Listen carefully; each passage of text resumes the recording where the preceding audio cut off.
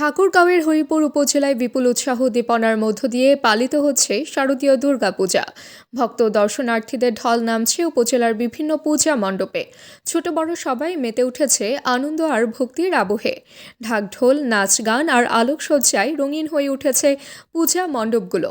এদিকে পূজাকে ঘিরে আইনশৃঙ্খলা বাহিনী সবসময় তৎপর রয়েছে।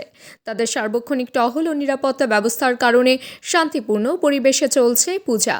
উৎসবের আবহে ভক্তরা করছেন দেবীর আরাধনা আর দর্শনার্থীরা উপভোগ করছেন শারদীয় দুর্গোৎসবের সৌন্দর্য।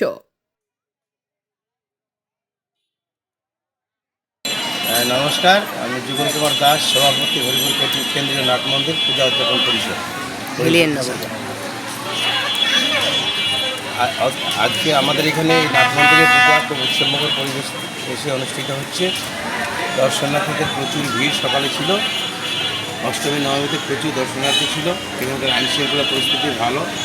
আনসার সদস্য সহ আনসার, গ্রাম পুলিশ, বিডিআর এবং সকল আইনশৃঙ্খলা পরিস্থিতির লোকজন এখানে সার্বক্ষণিক মনিটরিং করেন। আমাদের মন্দিরটি সিসি ক্যামেরায় অন্তর্ভুক্ত পর্যবেক্ষণের মধ্যে আছে। এটা একটি ঐতিহ্যবাহী নাট মন্দির। এখানে দীর্ঘদিন ধরে পূজা অনুষ্ঠিত হচ্ছে। এখানে আমরা সাম্প্রদায়িক সম্প্রীতির মধ্যে দিয়ে সবাই বসবাস করি।